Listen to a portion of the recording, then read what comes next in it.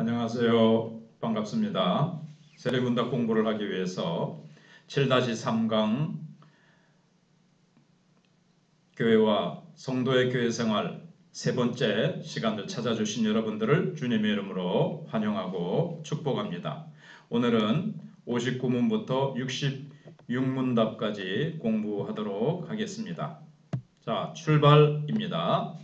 59문 예배 시간 전에 누구를 위해 기도해야 합니까?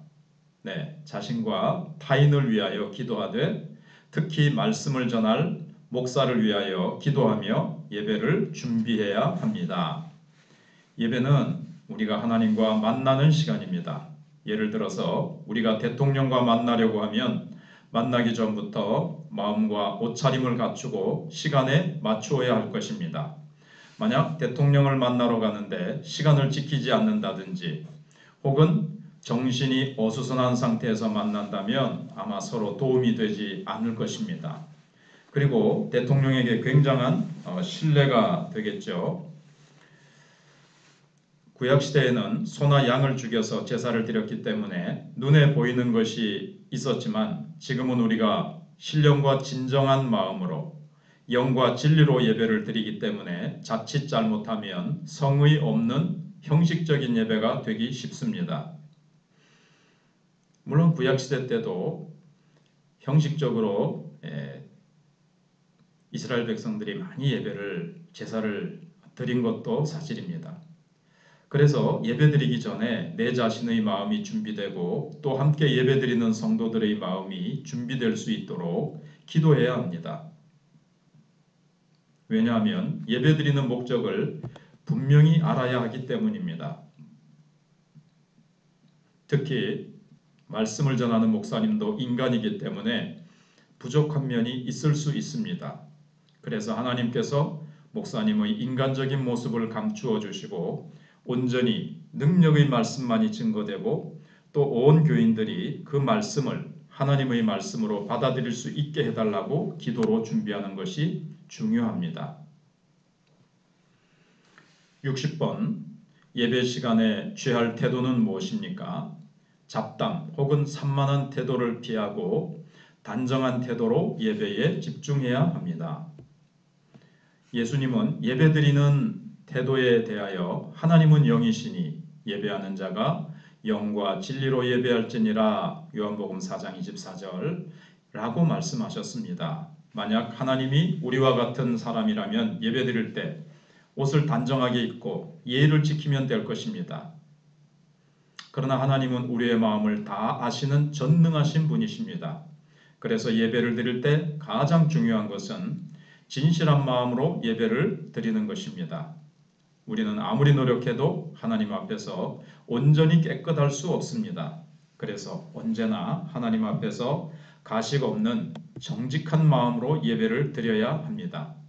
인간이기 때문에 자꾸 생각이 분산되고 예배드리면서도 엉뚱한 잡념에 빠질 때가 많습니다. 그래서 오직 예배드리는 시간만이라도 정신이 분산되지 않도록 예배에 집중해야 합니다. 특히 자신의 세상적인 성공을 자랑하려는 마음이나 다른 사람과 비교해서 우월한 마음을 가지고 예배를 드리는 것은 하나님이 싫어하시는 위선적인 예배입니다.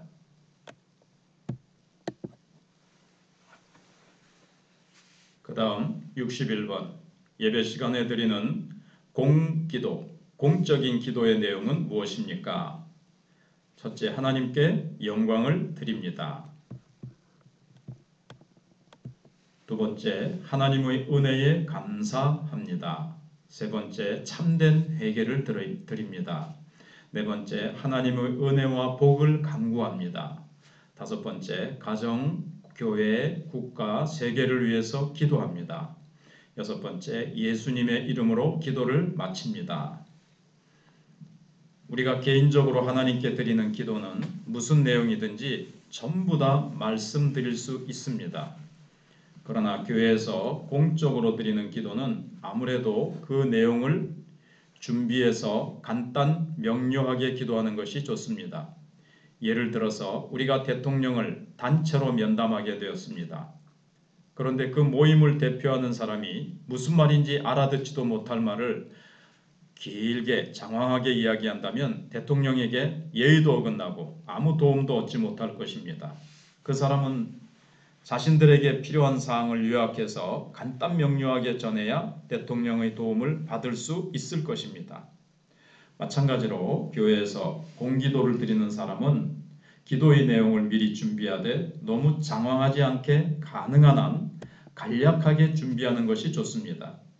대표 기도를 하는 사람들은 모든 내용을 다 기도하려고 할 때가 많은데 단번의 기도에 모든 내용을 다 기도하지 않아도 좋습니다.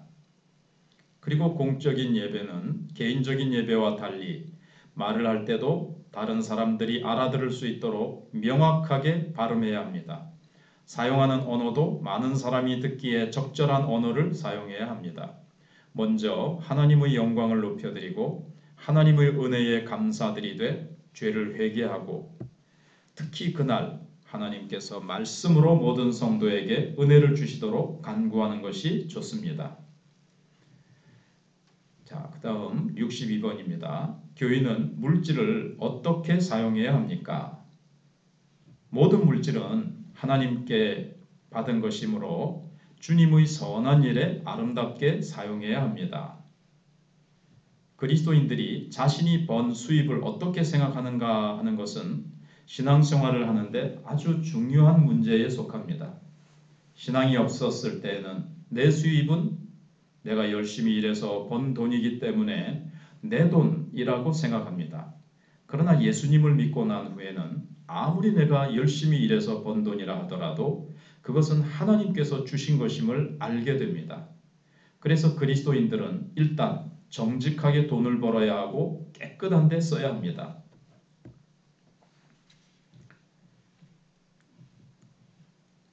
다시요. 신앙이 없을 때는 내 수입은 내가 열심히 일해서 번 돈이기 때문에 내 돈이라고 생각합니다. 그러나 예수님을 믿고 난 후에는 아무리 내가 열심히 일해서 번 돈이라 하더라도 그것은 하나님께서 주신 것임을 알게 됩니다. 그래서 그리스도인들은 일단 정직하게 돈을 벌어야 하고 깨끗한 데 써야 합니다. 예를 들어서 도박을 한다든지 아니면 뇌물을 받는다든지 혹은 다른 사람들에게 유익이 되지 않는 장사를 한다든지 예를 들어 술 장사 같은 것을 해서 수입을 얻는 것은 옳지 않습니다. 또 아무리 자기가 번 돈이라 하더라도 깨끗한 데 사용해야 합니다. 술집에서 혹은 노름을 한다든지 더 나아가 점을 치는 데 사용한다든가 하는 것은 절대로 안 됩니다. 또 그리스도인들이 자신의 수입을 초과하여 지출하는 것은 바람직하지 않습니다. 그리스도인들은 사치해서는 안 되며 방탕해서도 안 되며 언제나 금검절약을 실천해야 합니다.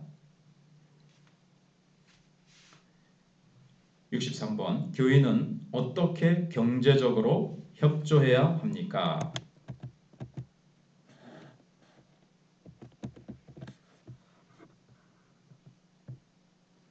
교회의 모든 재정과 사업에 성심껏 협조해야 합니다.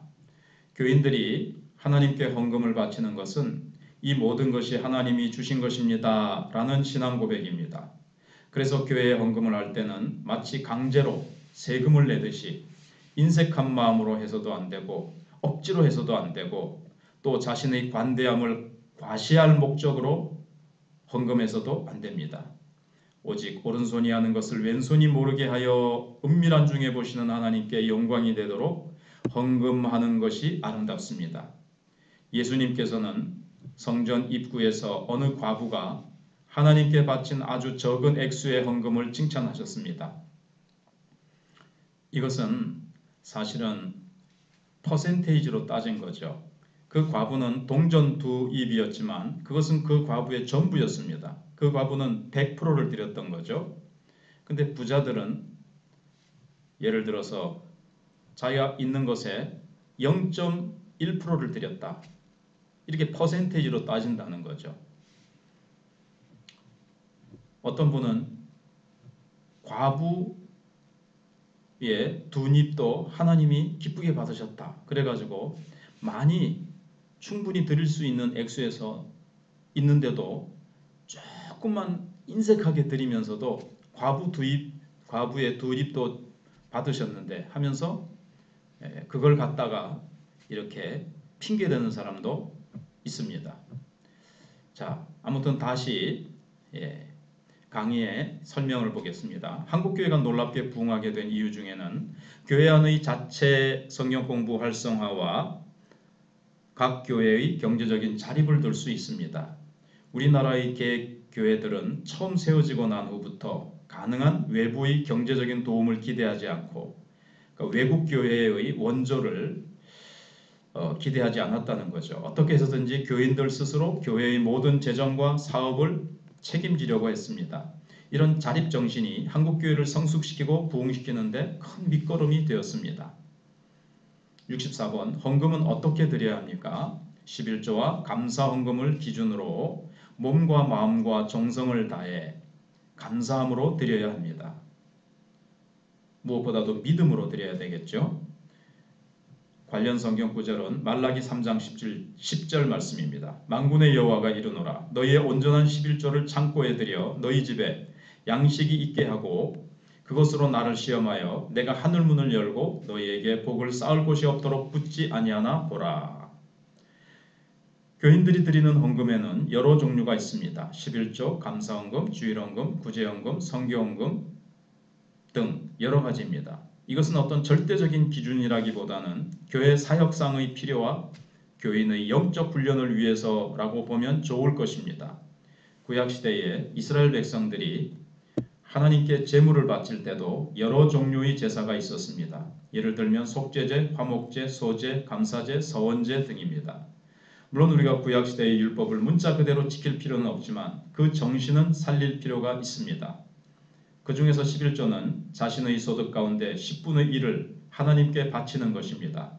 여기서 10분의 1이라고 하는 것은 대표성의 의미가 있습니다. 즉 우리의 수입 전체가 다 하나님의 것이고 하나님께 바쳐야 하지만 그 가운데 10분의 1을 대표로 하나님께 바쳤을 때 하나님은 다 바친 것으로 인정하시는 것입니다.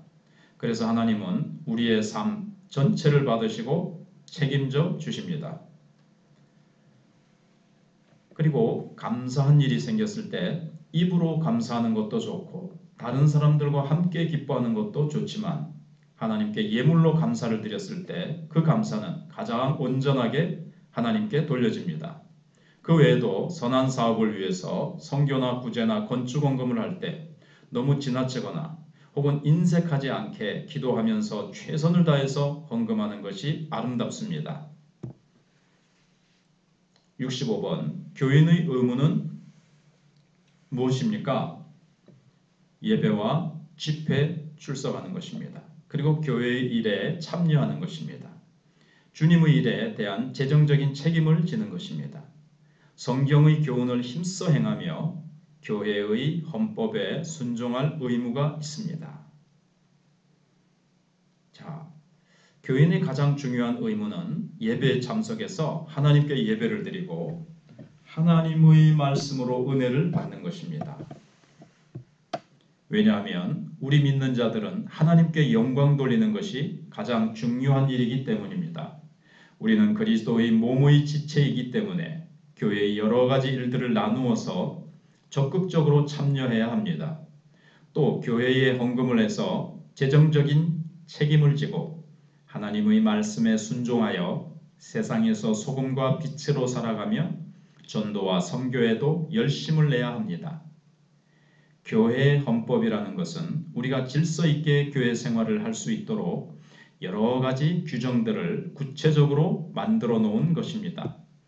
이것은 모두 성경에 기초하여 만들어진 것이기 때문에 이 법에 순종함으로 더 질서 있고 아름답게 신앙생활을 할 수 있습니다.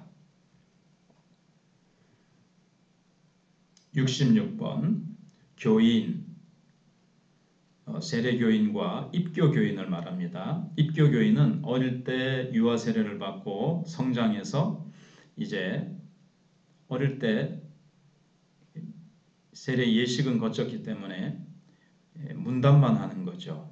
그래서 입교 교인이 되는 겁니다.